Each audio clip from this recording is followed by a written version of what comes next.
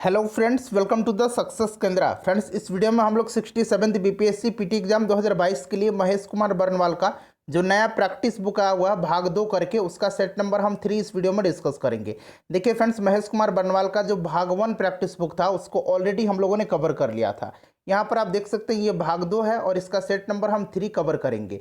भाग 1 और इसका सेट नंबर 1 और 2 हम लोगों ने कवर कर लिया था, तो लिंक डिस्क्रिप्शन में आपको मिल जाएगा। पहले उन वीडियोज़ को आप लोग जरूर देख लीजिएगा। चैनल पर अगर आप पहली बार आए हैं तो चैनल को सब्सक्राइब करके बेल आइकन को दबा लीजिए, ताकि जब भी बीपीएससी से संबंधित कोई भी इंपॉर्टेंट वीडियो अपलोड किया जाए तो उसका नोटिफिकेशन सबसे पहले आपके पास पहुंच जाए। तो चलिए फ्रेंड्स, बिना देरी किए हुए आज का सेशन स्टार्ट करते हैं। फ्रेंड्स, प्लीज़ वीडियो को लाइक और शेयर जरूर कर दीजिएगा। तो फ्रेंड्स, आज के सेशन का पहला प्रश्न देखिए। पहला प्रश्न है कि अशोक के निम्नलिखित स्तंभ लेखों को पूर्व से पश्चिम के क्रम में व्यवस्थित कीजिए। देखिए फ्रेंड्स, अगर आपको आंसर पता है तो आप आंसर कमेंट बॉक्स में भी देख करके बता सकते हैं। तो देखिए ये सारनाथ हो जाएगा। सारनाथ जो है ये उत्तर प्रदेश में है और इस स्तंभ में 4 सिंह जो है एक दूसरे से पीठ सटा करके बैठे हुए हैं। कितने सिंह? 4 सिंह, याद रखेंगे, ठीक है। उसके बाद कौशाम्बी है, ये भी उत्तर प्रदेश में है। कौशाम्बी आपको याद भी होगा, ये वत्स महाजनपद की राजधानी थी। उसके बाद आपका गुर्जरा हो जाएगा, ये मध्य प्रदेश में है। और भाबरू जो है ये राजस्थान में है। तो ये पूर्व से पश्चिम सही क्रम है आपका 1 4 2 3, ठीक है। 1 4 2 3, तो option number B right answer है। उसके बाद देखिएगा फ्रेंड, नेक्स्ट क्वेश्चन है कि भुवनेश्वर एवं पुरी के मंदिर किस शैली में निर्मित है। तो देखिए भुवनेश्वर और पुरी के जो मंदिर हैं यह नागर शैली में निर्मित है। नागर शैली जो है, इस प्रकार के शैली से उत्तर भारत के मंदिर का निर्माण हुआ करता था। और देखिए दक्षिण भारत द्रविड़ शैली हो जाएगा। बेसर शैली जो था यह नागर और द्रविड़ शैली की मिश्रित रूप को कहा जाता था। और इस शैली के मंदिर विंध्य पर्वतमाला से कृष्णा नदी के बीच निर्मित हैं। पंचायतन शैली जो है फ्रेंड्स, इस प्रकार की शैली में मंदिर में 5 देवताओं की मूर्ति स्थापित की जाती थी, यानी कि 5 देवताओं की पूजा की जाती थी। पंचायतन शैली का ज़्यादातर मंदिर देखने को मिलता है राजस्थान में। तो फ्रेंड्स, सभी पॉइंट्स को आप ध्यान रखेंगे। उसके बाद देखिएगा यहाँ मिलान करना है। एक तरफ सूफी शब्द दिया गया है, दूसरी तरफ उनका संबंध दिया गया है। और नीचे कहा जा रहा है कि ऊपर युग्मों में से कौन सा सही सुमेलित है, यह आपको बताना है। तो देखिए फ्रेंड्स, यहाँ पर अगर हम बात करते हैं तो तज़किरा जो है ये सही सुमेलित है, यह सूफी संतों की जीवनी का स्मरण है। उसके बाद देखिएगा कि यहाँ पर मुल्फुजात जो है यह सूफी संतों की बातचीत था और मुक्त बात जो था यह सूफी संतों द्वारा लिखे गए पत्रों का संकलन होता था। तो सुमेलित जो है केवल 3 हो जाएगा, ऑप्शन नंबर सी। उसके बाद नेक्स्ट क्वेश्चन देखिएगा कि वीर शैव परंपरा का उद्भव निम्नलिखित में से किस राज्य में हुआ था। तो देखिए फ्रेंड्स, ये हुआ था आपका कर्नाटक में। ये जो वीर शैव परंपरा है यह लिंगायत संप्रदाय का एक उप संप्रदाय है। क्लियर? लिंगायत संप्रदाय जो था इसमें शिव लिंग की पूजा करते थे, इस संप्रदाय के जो अनुयायी थे। चलिए आगे बढ़ते हैं फ्रेंड्स। किसी भी प्रश्न में अगर आपको डाउट है तो आप प्रश्न संख्या लिख करके कमेंट करेंगे, ठीक है। देखिए 5वां प्रश्न पूछा गया है कि मुगल काल के संदर्भ में निम्नलिखित कथनों में से कौन सा सत्य है। तो देखिए फ्रेंड्स, ध्यान दीजिएगा। देखिए मुगलों की मातृभाषा अरबी थी, ये गलत है। मुगलों की मातृभाषा फारसी थी। अकबरनामा फारसी में लिखी गई थी, बिल्कुल सही दिया गया है।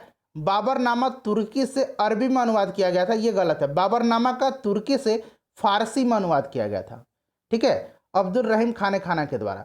तो इसमें से सही जो है ये आपका केवल 2 है। तो देखिए केवल 2 ऑप्शन नंबर बी में है। उसके बाद 6 नंबर प्रश्न है कि निम्नलिखित लेखकों को भारत में उनके आने के क्रम में व्यवस्थित कीजिए। तो सबसे पहले अल बरूनी हो जाएगा, यह मोहम्मद गजनबी के समय आया था। उसके बाद बात करें इब्ने बतूता।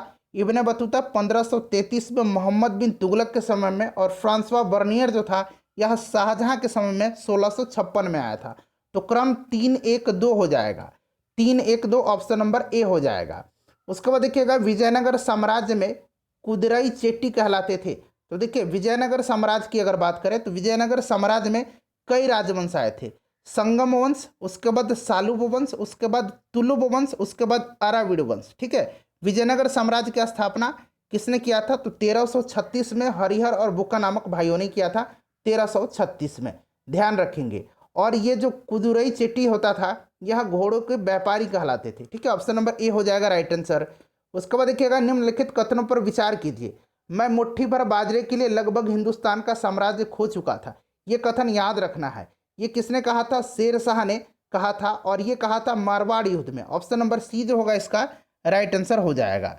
चलिए उसके बाद क्वेश्चन नंबर 9 देखेंगे कि कांग्रेस की अखंडता में वृद्धि करने हेतु वर्ष 1912 ईस्वी में बांकीपुर की सभा में डेलीगेट शुल्क घटा करके कितना किया गया था? 1912 में बांकीपुर बिहार में कांग्रेस का अधिवेशन हुआ था जिसकी अध्यक्षता RN माधोलकर ने किया था। उसके बाद 1922 में गया में हुआ था जिसकी अध्यक्षता चित्तरंजन दास ने किया था। तो फ्रेंड्स ये भी ध्यान रखेंगे। और देखिए फ्रेंड्स, इसमें जो डेलीगेट शुल्क था उसको कितना घटा करके कर दिया गया था? तो 5 रुपये से 1 रुपया कर दिया गया था। ऑप्शन नंबर डी हो जाएगा इसका सही उत्तर। चलिए आगे बढ़ते हैं, नेक्स्ट क्वेश्चन करेंगे। कैबिनेट मिशन प्लान के अनुसार राज्यों की ग्रुपिंग में बिहार को किस ग्रुप में रखा गया था? तो देखिए बिहार को ग्रुप ए में रखा गया था। और फ्रेंड्स बंगाल को याद रखेंगे ग्रुप सी में रखा गया था। हो सकता है बंगाल पूछा जाए तो ध्यान रखेंगे। उसके बाद देखिएगा कि बिहार एक निर्धन राज्य है, इसका कारण है संसाधनों के अपर्याप्त होने का, ये भी सही है। प्राकृतिक विपदाओं का कारण भी है, बहुत ज़्यादा बाढ़ आता है बिहार में। जनसंख्या घनत्व के कारण, संसाधनों के अनुचित उपयोग के कारण। तो उपर्युक्त सभी हो जाएगा इसका सही आंसर। उसके बाद देखिएगा वर्ष 1921 में गांधी जी ने पटना में उद्घाटन किया था। तो पटना में इन्होंने बिहार विद्यापीठ का उद्घाटन किया था और गांधी जी के साथ माँ कस्तूरबा गांधी भी आई थी यहाँ बिहार में, ठीक है। और इस अवसर पर ब्रजकिशोर प्रसाद, मजहरुल हक और डॉक्टर राजेंद्र प्रसाद भी उपस्थित थे। नेक्स्ट क्वेश्चन देखेंगे कि मुंगेर के बरहिया ताल विद्रोह का उद्देश्य क्या था? ये जो विरोध हुआ था बरहिया ताल, तो फ्रेंड्स ये बकास्त भूमि की वापसी के मांग को लेकर हुआ था कार्यानंद शर्मा के नेतृत्व में, ठीक है। मुंगेर ध्यान रखेंगे। उसके बाद देखिएगा कि नीचे दिए गए कथन ए है और कारण आर है, ध्यानपूर्वक पढ़ करके इसका उचित निष्कर्ष निकालना है। देखिए कथन ए कह रहा है कि यानी कि कथन ए जो है दक्षिणी बिहार उत्तरी बिहार की अपेक्षा अधिक विकसित है, ये तो बात बिल्कुल सही है। और कारण कह रहा है कि दक्षिणी बिहार में उद्योगों का विकास हुआ है, बिल्कुल ये भी सही है। और ये जो ज़्यादा उद्योगों का विकास हुआ है इसी कारण यह विकसित है, ये इसकी पुष्टि करता है। तो दोनों कथन सही है, ए भी सही है और आर रीजन भी सही है। और आर जो है ये सही व्याख्या कर रहा है, ठीक है। तो ऑप्शन नंबर ए हो जाएगा, ए और आर दोनों सही हैं और आर जो है ए का सही स्पष्टीकरण करता है। निम्नलिखित नदियों में कौन बिहार में गंगा में मिलती है? तो ये सभी नदियां जो हैं ये बिहार में गंगा में मिलती हैं, ठीक है। उपरोक्त में से एक से अधिक इसका राइट आंसर हो जाएगा। वैशाली, सारण, पटना, मुंगेर आदि से उपलब्ध हुए पाषाण औजारों तथा उपकरणों का संबंध है। तो फ्रेंड्स ये किससे हो जाएगा बताइए? तो सही आंसर हो जाएगा पुरापाषाण कालीन संस्कृति से, नवपाषाण कालीन संस्कृति से। तो ऑप्शन नंबर इसका ये राइट आंसर हो जाएगा। उसके बाद देखिएगा कि नागार्जुन पहाड़ी में किसने आजीविकों के लिए गुफाओं का निर्माण करवाया था? तो देखिए फ्रेंड्स ये करवाया था अशोक और उसके पौत्र दशरथ ने। अशोक ने नागार्जुन और जो फ्रेंड्स बराबर की पहाड़ी थी उसको कटवा करके 2 शैलकृत गुफाओं का निर्माण करवाया था। तो ऑप्शन नंबर इसका सी जो होगा राइट आंसर हो जाएगा। उसके बाद देखिएगा कि ऋग्वेद की ऋचाओं में किन 2 जैन तीर्थंकरों का उल्लेख है? तो फ्रेंड्स ये हैं ऋषभदेव और अरिष्टनेमी। ऋषभदेव जो थे ये जैन धर्म के प्रथम तीर्थंकर थे और अरिष्टनेमी जो थे फ्रेंड्स यह जैन धर्म के 22वें तीर्थंकर थे। क्लियर, ध्यान रखेंगे। और अरिष्टनेमी को भगवान कृष्ण का निकट संबंधी भी माना जाता है, ऐसा ध्यान रखेंगे आप। बिहार में पटसन उद्योग की पट्टी स्थित है। तो देखिए फ्रेंड्स ये उत्तर पूर्व बिहार मैदान में है। तो ऑप्शन नंबर सी राइट आंसर हो जाएगा इसका। क्लियर, याद रखेंगे फ्रेंड्स, इंपॉर्टेंट है। और उत्तर पूर्वी बिहार पूर्णिया एवं कटिहार पटसन उत्पादन के प्रमुख केंद्र हैं। नेक्स्ट क्वेश्चन करेंगे 20 नंबर। फ्रेंड्स प्लीज वीडियो को लाइक कर दीजिएगा। देखिए 20 नंबर क्वेश्चन है कि बिहार में गंगा नदी की कुल लंबाई कितनी है? देखिए बिहार में गंगा नदी के किनारे कितने जिले अवस्थित हैं? तो 12 जिला अवस्थित हैं। ये जिला सारण है, बक्सर है, भोजपुर, पटना, उसके बाद वैशाली, समस्तीपुर, बेगूसराय, लखीसराय, मुंगेर, खगड़िया, भागलपुर और कटिहार है। क्लियर, 445 किलोमीटर है। संपूर्ण बिहार के भूगोल को हमने एक ही वीडियो में कवर किया हुआ है। बहुत सारे इसमें से प्रश्न आपको उस वीडियो से मिल जाएंगे। तो जिन्होंने भी उस वीडियो को देखा है उनको बहुत ही सहूलियत हो रही होगी। अगर आपने नहीं देखा है तो देख लीजिएगा, कल ही हमने उस वीडियो को कवर किया है, लिंक आपको डिस्क्रिप्शन बॉक्स में मिल जाएगा। या फिर आप सर्च कर लीजिए complete geography of Bihar by success केंद्रा। निम्नलिखित में से किसके उत्पादन में बिहार का एकाधिकार है? तो फ्रेंड्स ये पाइराइट के उत्पादन में है, ध्यान रखेंगे, पाइराइट के उत्पादन में है। क्लियर, चलिए। और इस खनिज का उत्पादन जो है रोहतास एवं कैमूर जिले में होता है। अगला प्रश्न देखिए, निम्नलिखित में से कौन सा या कौन से खनिज बिहार में मिलते हैं? तो बिहार में थोड़ा बहुत जो बात करें कमोबेश सभी खनिज इसमें से पाए जाते हैं। तो उपरोक्त में से एक से अधिक हो जाएगा, ठीक है। मैग्नीज सुन लीजिएगा, यह मुंगेर और गया में पाया जाता है, ठीक है। कोयला औरंगाबाद में पाया जाता है। चलिए उसके बाद नेक्स्ट क्वेश्चन देखिएगा कि जयप्रकाश नारायण किस आंदोलन के पक्षधर या संबंधित थे? तो ये भारत छोड़ो आंदोलन। ऑप्शन नंबर डी जो होगा राइट आंसर हो जाएगा। देखिए बिहार राज्य की मुख्य नगदी फसल कौन सी है, तो बिहार राज्य की मुख्य नगदी फसल जो है ये गन्ना है और जूट है। तो देखिए ऑप्शन में यहाँ पर गन्ना दिया गया है, ठीक है, जूट भी है, ध्यान रखेंगे। बिहार में प्रारंभिक तुर्क गतिविधियों के संदर्भ में महत्वपूर्ण जानकारी का प्रमुख स्रोत कौन सा है, तो फ्रेंड्स ये तबकाते नासरी है। अच्छा तबकाते नासरी लिखा किसने है, जरा आप मुझे कमेंट करके बता दीजिएगा। उसके बाद देखिएगा बिहार के मनेर में स्थित शाह दौलत का मकबरा किस सूबेदार ने बनवाया था, तो फ्रेंड्स ये बनवाया था 1616 में इब्राहिम खान ने। इब्राहिम खान ने 1616 में बनवाया था। और इब्राहिम खान को भी फ्रेंड्स ध्यान रखेंगे, इब्राहिम खान को भी यहीं पर दफन किया गया था, ठीक है। चलिए उसके बाद नेक्स्ट क्वेश्चन देखिएगा कि बीरभूम जिले वर्तमान संथाल परगना में किस जनजाति ने कंपनी सरकार का विरोध किया था, तो देखिए संथाल परगना प्रमंडल की अगर हम बात करें तो प्राचीनतम जनजाति है ये जनजाति पहाड़िया जनजाति है, ठीक है फ्रेंड्स। और इन्होंने ही विद्रोह किया था, याद रखेंगे। और फ्रेंड्स ये यहाँ के प्रथम आदिम निवासी हैं, क्लियर। इनकी जमीन को दामिने कोह नाम देकर के सरकारी संपत्ति घोषित बाद में कर दिया गया था। तो ये पहाड़ियाँ ध्यान रखेंगे।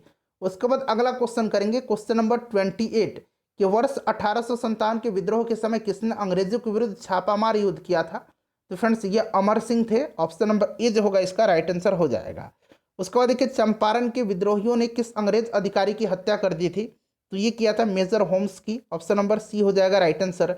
बिहार में राष्ट्रीय चेतना जागरण के क्या कारण थे, तो देखिए ये सभी कारण थे। भारतीयों पर अंग्रेजों का अत्याचार, अंग्रेजों का अहंकारी स्वभाव, औपनिवेशिक सरकार की नक्सलवादी नीति और धार्मिक चेतना और राष्ट्रवाद का उदय, तो ये सभी कारण थे। ऑप्शन नंबर ई हो जाएगा उपर्युक्त में से एक से अधिक। बिहार का विधानमंडल बनता है, तो बिहार का जो विधानमंडल है यह राज्यपाल से, विधान परिषद से और विधानसभा से मिलकर के बनता है। तो एक से अधिक इसका राइट आंसर हो जाएगा, क्लियर। चलिए उसके बाद देखिएगा कि बिहार में देश की कुल जनसंख्या का प्रतिशत कितना है, तो कुल जनसंख्या का 8.60% है, ठीक है। वहीं क्षेत्रफल में अगर पूछा जाता तो 2.86% हो जाता।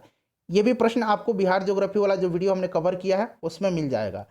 उसके बाद देखिए गंगा नदी के किस जिले में प्रवेश करती है गंगा नदी, ये भी क्वेश्चन मैंने कराया था, भोजपुर में प्रवेश करती है। उसके बाद देखिए जनगणना 2011 के अनुसार बिहार में जनघनत्व में कितनी वृद्धि हुई है, तो देखिए जनघनत्व में जो वृद्धि हुई है फ्रेंड्स ये कितनी हुई है, तो 225 हुई है। ऑप्शन नंबर इसका ए राइट आंसर हो जाएगा। जनघनत्व है कितना, तो 1106 प्रति वर्ग किलोमीटर है, ध्यान रखेंगे। चलिए उसके बाद नेक्स्ट क्वेश्चन करेंगे कि बिहार में वर्ष 2022-23 तक बिजली ऊर्जा की आवश्यकता का पूर्वानुमान लगाया गया है, बताइए। तो फ्रेंड्स देखिए बिहार में वर्ष 2022-23 के लिए जो अनुमान लगाया गया वो लगा है, याद रखेंगे 31066.22 मिलियन यूनिट। तो ऑप्शन नंबर ई हो जाएगा, उपयुक्त में से कोई नहीं। उसके बाद देखिएगा कि बिहार के किस क्षेत्र में छिपी हुई बेरोजगारी सर्वाधिक है, तो फ्रेंड्स ये सर्वाधिक कृषि में हो जाएगा। उसके बाद देखिए दलहनों का सर्वाधिक उत्पादन बिहार के किस जिले में होता है, तो दलहन का सर्वाधिक उत्पादन पटना में होता है। तो ऑप्शन में पटना नहीं है, उपयुक्त में से कोई नहीं, इसका राइट आंसर हो जाएगा। उसके बाद देखिएगा कि बिहार में लाल बलुई मिट्टी का विस्तार कहाँ पाया जाता है, तो लाल बलुई मिट्टी का जो विस्तार है ये रोहतास एवं कैमूर के पठारी भाग में पाया जाता है। ऑप्शन नंबर डी हो जाएगा राइट आंसर। उसके बाद देखिएगा कि नेहरू एक राष्ट्रभक्त हैं जबकि जिन्ना एक राजनीतिज्ञ हैं, यह कथन किसके द्वारा कहा गया है, ये कथन कहा गया है मोहम्मद इकबाल के द्वारा। ऑप्शन नंबर इसका जो है डी राइट आंसर हो जाएगा। चलिए आगे बढ़ते हैं, नेक्स्ट क्वेश्चन करेंगे फ्रेंड्स। अगला प्रश्न है हमारा कि अहमदिया आंदोलन के संदर्भ में निम्नलिखित कथनों पर विचार करें, बताइए। और इसमें से राइट आंसर आपको बताना है कि कौन सा सही है, तो सभी आप ऑप्शन को पहले देख लीजिए। देखिए फ्रेंड्स इसमें से जो सही है सभी के सभी सही दिए गए, ठीक है। यह आंदोलन 19वीं शताब्दी में ईसाई मिशनरी और आर्य समाज के विरुद्ध प्रचलित था। और देखिए 1889 में मिर्जा गुलाम अहमद ने इसकी स्थापना की थी, ये बात आप ध्यान रखेंगे। सभी के फ्रेंड्स सभी के सभी सही दिए गए, तो उपयुक्त में से एक से अधिक इसका राइट आंसर हो जाएगा। उसके बाद 41 नंबर देखिए 41 नंबर फ्रेंड्स का है कि निम्नलिखित कथनों में से कौन सा सही सुमेलित है, तो इसमें से सही सुमेलित जो हो जाएगा आपका हो जाएगा इसमें से कौन सा, तो देखिए वेलेजली सहायक संधि और वारेन हेस्टिंग्स द्वैध शासन समाप्ति, तो बी है और सी बी है और डी है, ये सुमेलित है। कार्नवालिस पिट्स इंडिया एक्ट गलत दिया गया है। पिट्स इंडिया एक्ट जो है यह 1784 में वारेन हेस्टिंग्स समय में। उसके बाद देखिए सती प्रथा पर रोक जो है ये विलियम बेंटिक के समय में। ऑप्शन नंबर ई हो जाएगा, उपयुक्त में से एक से अधिक। उसके बाद फ्रेंड्स नेक्स्ट क्वेश्चन करेंगे कि वर्ष 1857 के विद्रोह के दौरान बहादुर शाह ने किसे साहबे आलम बहादुर का खिताब दिया था, तो फ्रेंड्स ये दिया गया था बख्त खां को। दिल्ली से सैन्य नेतृत्व इन्होंने किया था। उसके बाद नेक्स्ट क्वेश्चन देखेंगे, यंग इंडिया जिसका बंबई से द्विसाप्ताहिक प्रकाशन होता था, किस पार्टी के द्वारा एक साप्ताहिक के रूप में प्रकाशन प्रारंभ किया गया था? तो फ्रेंड्स ये किया गया था होम रूल पार्टी के द्वारा। ऑप्शन नंबर बी जो होगा इसका राइट आंसर हो जाएगा। और 1919 से लेकर के 1931 तक महात्मा गांधी के देखरेख में यह प्रकाशित होता रहा है। इसको भी आप ध्यान रखेंगे, यंग इंडिया 1919 से 1931 के तक। उसके बाद नेक्स्ट क्वेश्चन है कि 19वीं शताब्दी के सामाजिक एवं धार्मिक सुधार आंदोलन के बारे में कौन सा कथन असत्य है? तो देखिए फ्रेंड्स, इसमें से जो गलत कहा गया है, यानी कि यहाँ से असत्य कथन ऑप्शन नंबर ए है। इस आंदोलन ने निर्धन सर्वसाधारण वर्ग को सर्वाधिक प्रभावित किया था, ये गलत दिया गया है। इसके कारण भारत का आधुनिकीकरण हुआ, सही है। राजा राम मोहन राय को इन सुधारों तथा भारतीय पुनर्जागरण का जनक पिता माना जाता है, सही है। इसने उच्च वर्ग को प्रभावित किया था, तो ये सही है, उच्च वर्ग को प्रभावित किया था। चलिए, तो पूछा गया असत्य कथन, तो ऑप्शन नंबर ए हो जाएगा। उसके बाद देखिएगा कि शोर कमेटी का गठन किया गया था, तो शोर कमेटी का गठन जो है यह किया गया था कामागाटू मारू प्रकरण में। देखिए, कामागाटू मारू पूछा जाता है, तो ये एक जहाज था, एक शिप था, ठीक है फ्रेंड्स। और फ्रेंड्स, इसको किराए पर किसने लिया था? तो ध्यान रखेंगे, इसको किराए पर लिया था, ये भी पूछा जाता है, ठीक है। बाबा गुरुदत्त सिंह ने 1914 में, ठीक है। चलिए, और देखिए फ्रेंड्स, ये जो कमेटी था शोर कमेटी, इसका गठन हुसैन रहीम, सोहन लाल पाठक और बलवंत सिंह के नेतृत्व में किया गया था। नेक्स्ट क्वेश्चन है 46 नंबर, कि निम्नलिखित में से कौन एक खिलाफत आंदोलन का विरोधी था? तो ये पक्ष में नहीं थे, मदन मोहन मालवीय। उसके बाद देखिएगा कि 22 दिसंबर 1939 को कांग्रेस मंत्रिमंडलों के त्यागपत्र देने के पश्चात किस एक ने इस दिन को धन्यवाद दिवस के रूप में मनाया था? तो फ्रेंड्स, ये डॉक्टर बाबा साहब अम्बेडकर ने, ऑप्शन नंबर सी राइट आंसर हो जाएगा। और मुस्लिम लीग ने इसको मुक्ति दिवस के रूप में मनाया था। नेक्स्ट क्वेश्चन है हमारा कि मुस्लिम लीग तथा कांग्रेस के मध्य संवैधानिक गतिरोध को हल करने के लिए द वे आउट नामक पैम्पलेट किसने जारी किया था? तो देखिए, राइट आंसर इसका हो जाएगा द वे आउट नामक जो पैम्पलेट था, इसको फ्रेंड्स जारी किया था सी राजगोपालाचारी ने। ये स्वतंत्र भारत के पहले भारतीय गवर्नर जनरल थे। चलो, उसके बाद नेक्स्ट क्वेश्चन करेंगे कि निम्नलिखित विद्रोहों में से कौन सा एक कालक्रम के अनुसार सबसे पहले घटित हुआ है?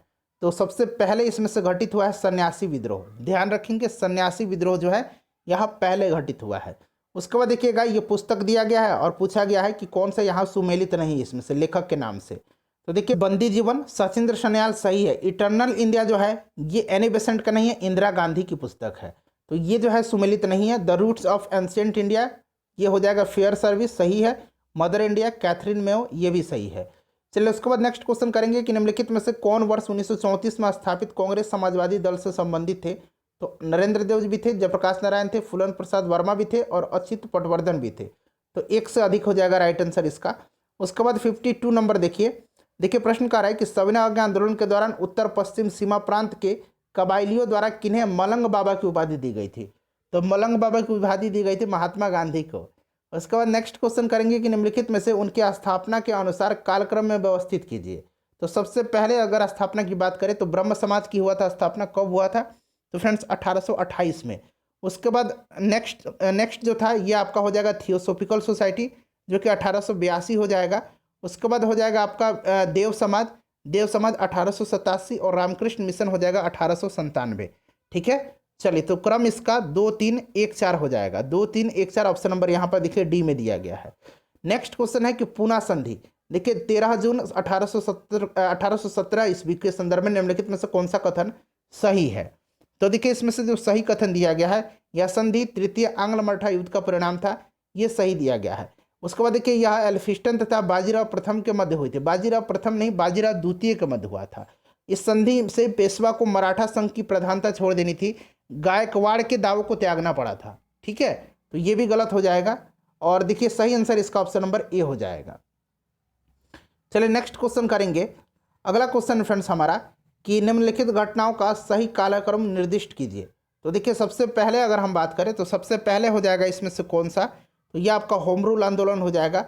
उसके बाद आपका हो जाएगा चंपारण सत्याग्रह, फिर हो जाएगा रॉलेट एक्ट का विरोध सत्याग्रह 1919 और फिर असहयोग आंदोलन 1920।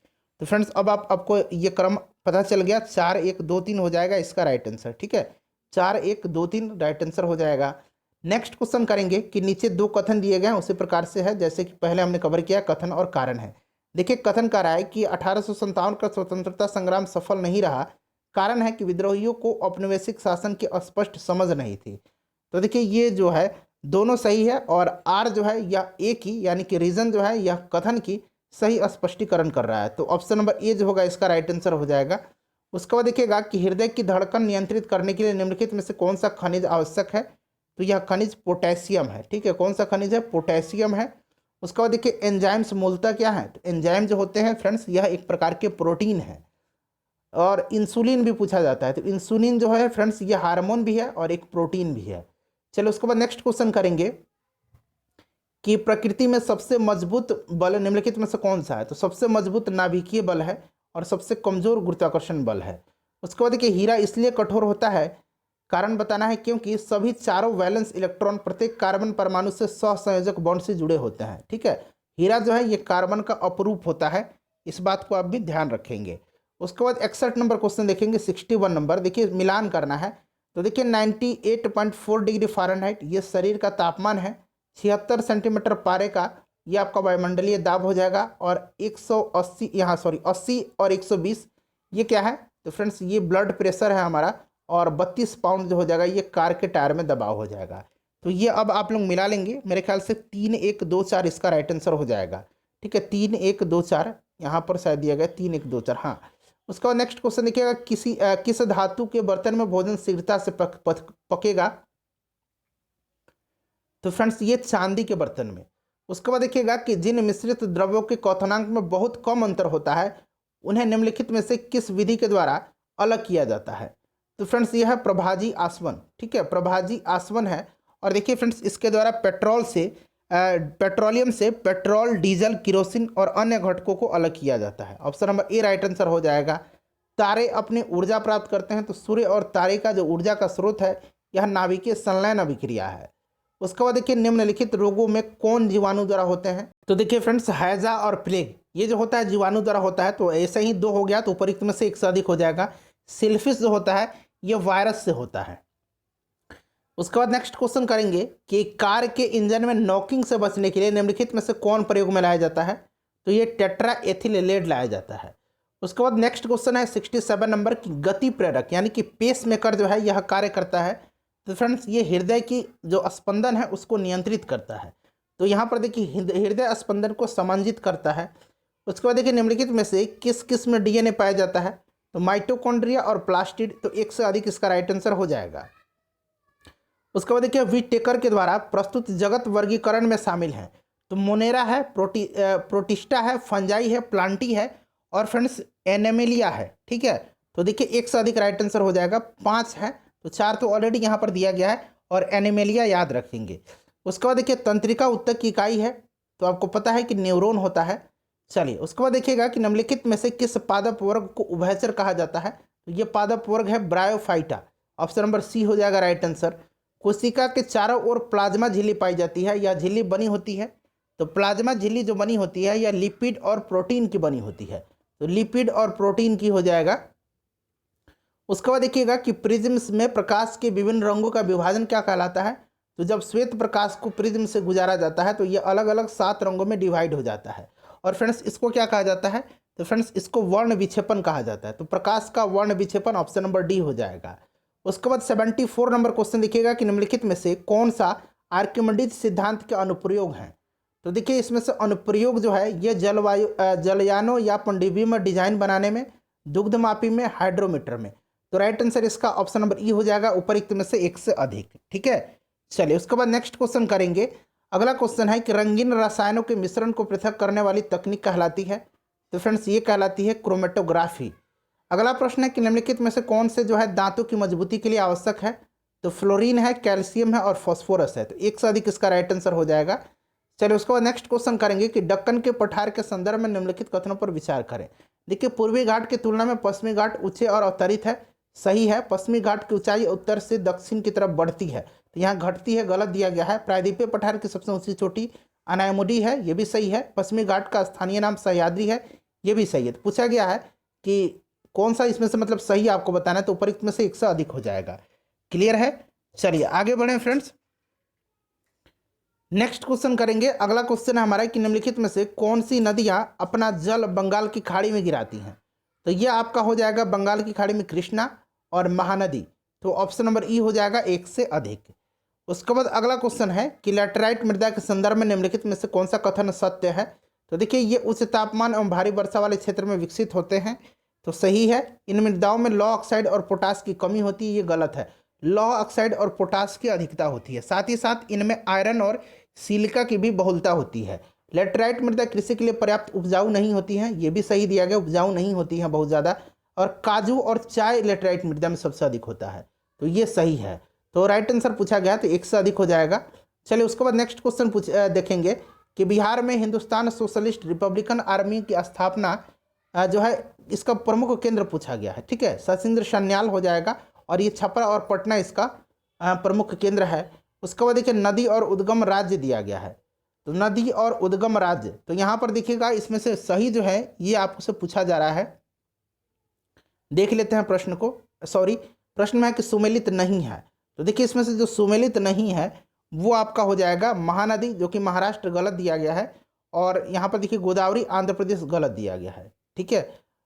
बाकी देखिए कावेरी कर्नाटक और तापी मध्य प्रदेश, ठीक है। गोदावरी ये महाराष्ट्र नासिक से निकलती है, तो ये जो दोनों है सही हो जाएगा। मतलब ये मिलान है और ए और बी जो है गलत मिलान है, तो ए और बी यानी कि ऑप्शन नंबर ई हो जाएगा उपरोक्त में से 1 से अधिक। उसके बाद देखिएगा कि शीतकालीन मानसूनी पवनों के द्वारा भारत में वर्षा नहीं होती है, इसके लिए निम्न में से क्या कारण हो सकते हैं। तो देखिए इसमें से जो कारण हो सकते हैं वो आपका हो जाएगा, इसमें से ये पवनें स्थल से समुद्र की ओर चलती हैं, इनमें नमी बहुत कम होती है, नमी बहुत कम होती है और स्थल के घर्षण के कारण इन पवनों का तापमान बढ़ जाता है, तो ऑप्शन नंबर ई हो जाएगा उपरोक्त में से 1 से अधिक। उसके बाद नेक्स्ट क्वेश्चन करेंगे कि निम्नलिखित झीलों को उत्तर से दक्षिण दिशा के क्रम में, तो देखिए इसमें से अगर पहले हम बात कर लेते हैं ग्रेट बियर झील कहाँ है, तो फ्रेंड्स ये कनाडा में है, विक्टोरिया झील अफ्रीका में है, ह्यूरन झील जो है संयुक्त राज्य अमेरिका में है और विनिपेग कनाडा में है। और ये क्रम पूछा जा रहा है, तो देखिए इसका जो क्रम हो जाएगा वो आपका हो जाएगा सबसे पहले ग्रेट बियर झील, उसके बाद हो जाएगा विनिपेग झील, उसके बाद हो जाएगा ह्यूरन झील और फिर हो जाएगा विक्टोरिया झील। तो यानी कि इसका 1 4 3 2 जो है 1 4 3 2 option number B right answer हो जाएगा। निम्नलिखित में से कौन सा देश स्थलरुद्ध है, तो देखिए इसमें से जो स्थलरुद्ध देश हैं वो आपका हो जाएगा, इसमें से स्थलरुद्ध देश जो है ये आपका हो जाएगा बोलीविया और पराग्वे, ठीक है। ये दोनों स्थलरुद्ध देश हैं, तो उपरोक्त में से 1 से अधिक इसका राइट आंसर हो जाएगा। उसके बाद नेक्स्ट क्वेश्चन है कि निम्नलिखित पहाड़ियों को उत्तर से दक्षिण के क्रम में आपको बताना है। तो ये सबसे पहले हो जाएगा महादेव की पहाड़ी। महादेव की पहाड़ी जो है फ्रेंड्स ये नर्मदा और ताप्ती नदियों के बीच में स्थित है। उसके बाद अगर बात करें तो महादेव के बाद नीलगिरी पहाड़ी हो जाएगा, फिर कार्डेमम हो जाएगा। तो 1 3 और 2 जो है ये आपका सही क्रम हो जाएगा। देखिए ऑप्शन में दिया गया है 1 3 और 2, 1 3 और 2 यहाँ पर ऑप्शन नंबर बी में। उसके बाद नेक्स्ट क्वेश्चन है खनिज है और राज्य है, मिलान करना है। तो जिप्सम आपका क्या हो जाएगा, तो जिप्सम आपका हो जाएगा राजस्थान, ग्रेफाइड अरुणाचल प्रदेश। उसके बाद फेलास्पर जो है ये आपका हो जाएगा कहाँ पर, तो ये आपका गुजरात और निकेल हो जाएगा उड़ीसा में। क्लियर, चलिए तो ये आप लोग मिला लेंगे 4 3 2 1 इसका राइट आंसर हो जाएगा 4 3 2 1। नेक्स्ट क्वेश्चन है कि निम्नलिखित राज्यों में से किस राज्य की ग्रामीण जनसंख्या प्रतिशत सर्वाधिक है। तो इनमें से पूछा गया निम्नलिखित में से, ठीक है। अगर भारत में पूछता तो भारत में सबसे ज़्यादा जो है ग्रामीण जनसंख्या प्रतिशत हिमाचल प्रदेश का है, शहरी जनसंख्या प्रतिशत सबसे ज़्यादा गोवा का है। और देखिए ग्रामीण जनसंख्या प्रतिशत हिमाचल प्रदेश का सबसे ज़्यादा है, उसके बाद बिहार का है, तो बिहार यहाँ ऑप्शन में दिया गया है। उसके बाद देखिएगा कि जनांकीय लाभांश किसे निर्दिष्ट करता है, तो ये किसी जनसंख्या की तरुण आयु संरचना को निर्दिष्ट करता है, ऑप्शन नंबर बी हो जाएगा। भारत में पाई जाने वाली लुसाई जनजाति के संदर्भ में दिए गए विकल्पों में असत्य कथन को चुनिए। तो देखिए इसमें से जो असत्य कथन पूछा गया है ये आपका असत्य कथन देखिएगा, ये भारत की केवल झारखंड में पाई जाती है, गलत है। ये भारत में पाई जाती है मिजोरम मणिपुर में।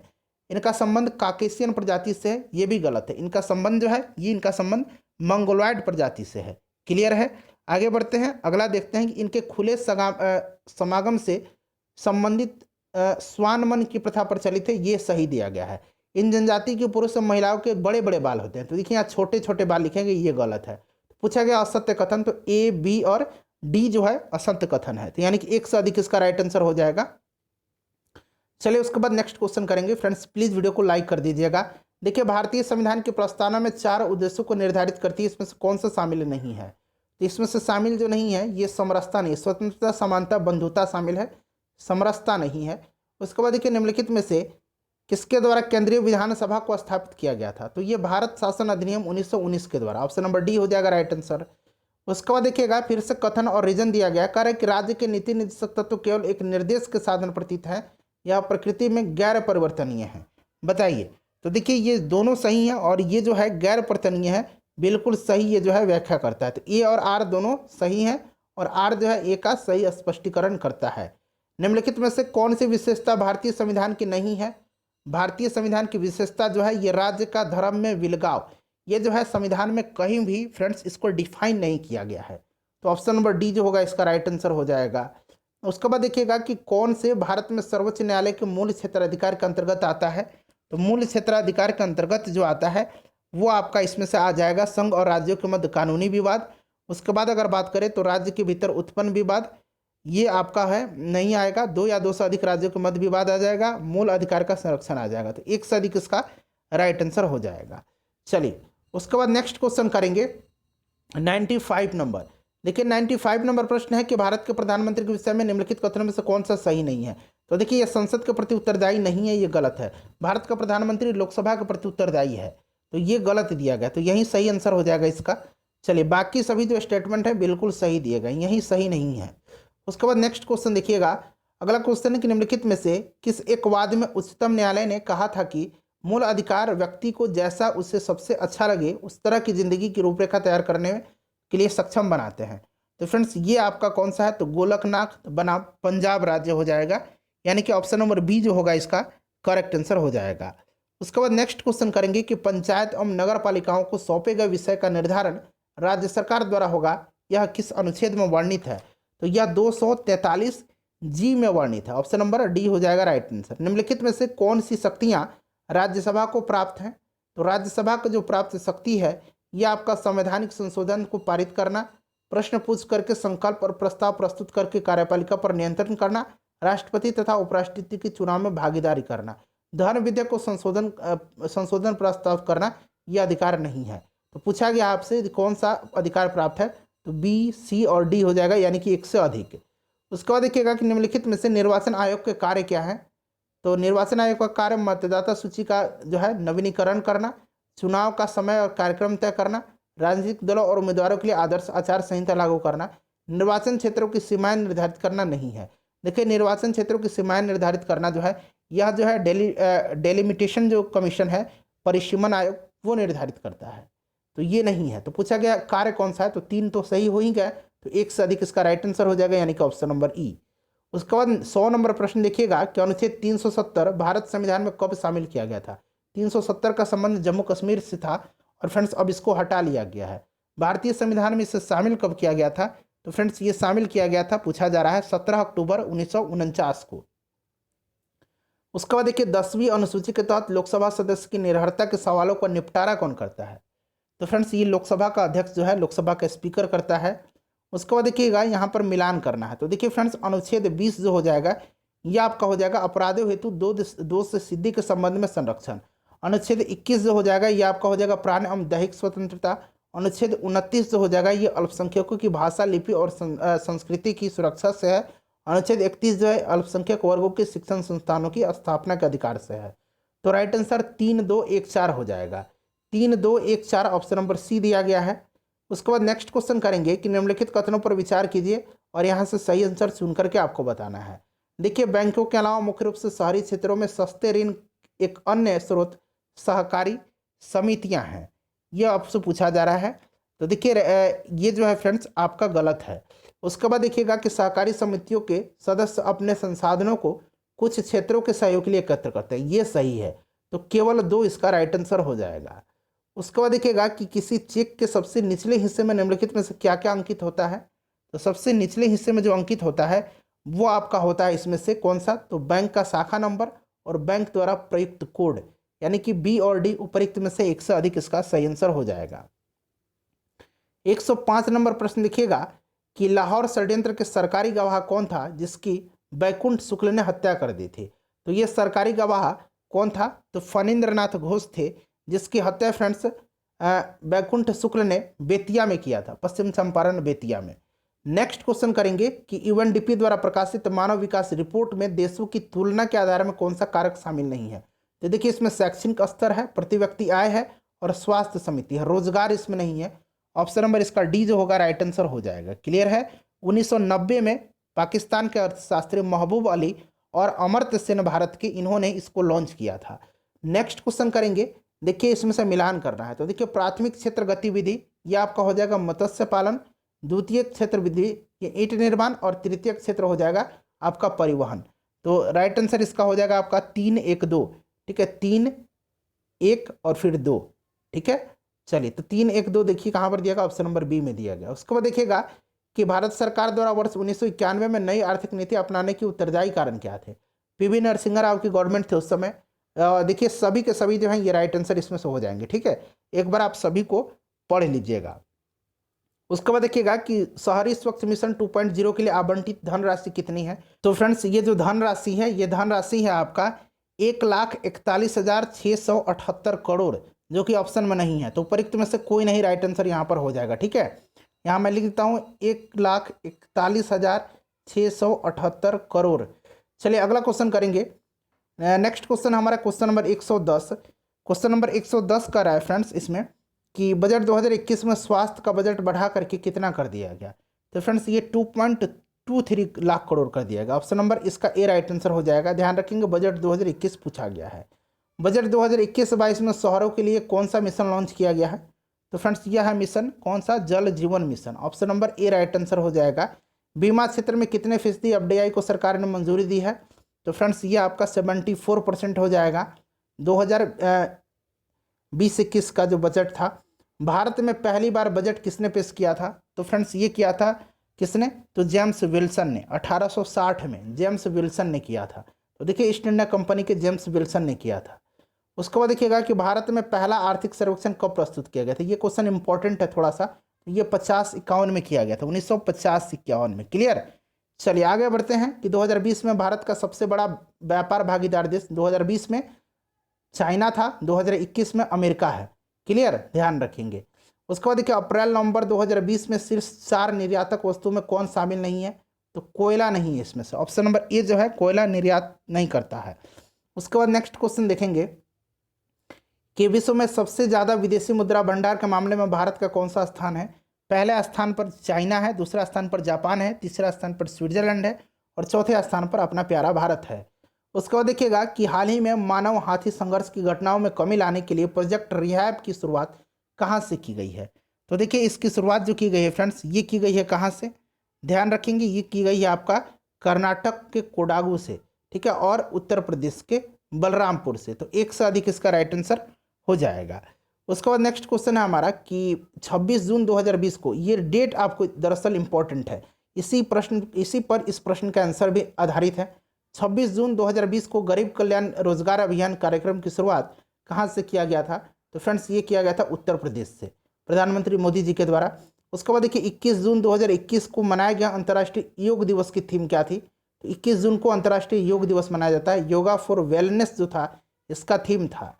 उसके बाद देखिए हाल ही में जहां वोट वहां टीकाकरण अभियान की शुरुआत किस राज्य या केंद्र शासित प्रदेश के द्वारा की गई है। तो यह दिल्ली में की गई है।